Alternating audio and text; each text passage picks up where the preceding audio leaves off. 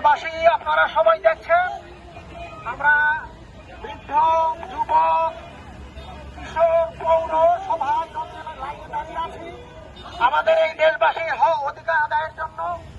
আমাদের অধিকার আমরা চাই। আমরা দীর্ঘদিন মজলুম ছিলাম, এখনো আমরা আমাদের সেই জুলুম থেকে বেরোতে পারিনি।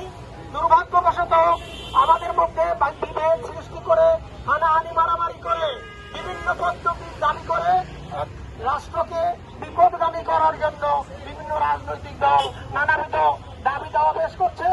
আমরা আপনাদের সামনে বলতে চাই, এই বাংলাদেশ যদি কোনোভাবে পিয়ার পদ্ধতির বাইরে কোনো নির্বাচনে যায়, তার অর্থ হবে পরিবারতন্ত্র প্রতিষ্ঠান নির্বাচন। আমরা পরিবারতন্ত্র আর প্রতিষ্ঠা হতে দিতে চাই না।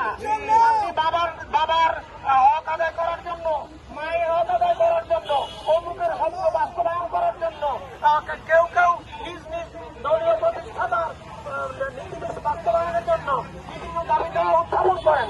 জনগণের অধিকার নিয়ে তারা সোচ্চার হতে চান না। জনগণের গাড়ি পাড়া দিয়ে তারা চাঁদাবাজি করেন, পাথর দিয়ে বোঝা তারা সঙ্গ করে চাঁদা যান।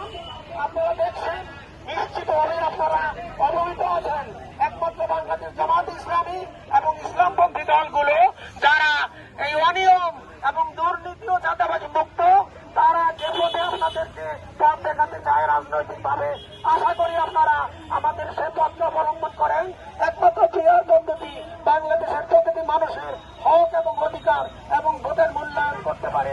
আপনারা এই দাবিতে সোচ্চার হন ও অনতিবিলম্বে আগামী স্বল্প মেয়াদের মধ্যে এই পিয়ার পদ্ধতিতে সারা বাংলাদেশে নির্বাচন প্রতিষ্ঠার মাধ্যমে বর্তমান কেয়ারটেকার সরকার বাংলাদেশের জনগণের হক প্রতিষ্ঠায়, দাবি প্রতিষ্ঠায় এগিয়ে আসবে।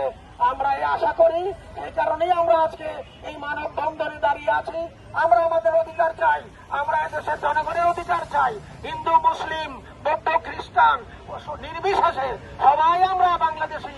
সবার অধিকার প্রয়োজন, সবার নিরাপত্তা প্রয়োজন। সবাই নিজ নিজ অধিকারের জন্য সোচ্চার হন। আপনারা উচ্চ কণ্ঠে আওয়াজ তুলুন। আমরা পিয়ার পদ্ধতিতে নির্বাচন চাই। প্রত্যেকের হক আমরা নিজ নিজ ভাবে বুঝে পেতে চাই। প্রত্যেকের দাবি দেওয়া সরকার মেনে নিয়ে পিয়ার পদ্ধতিতে আমাদের এই দেশে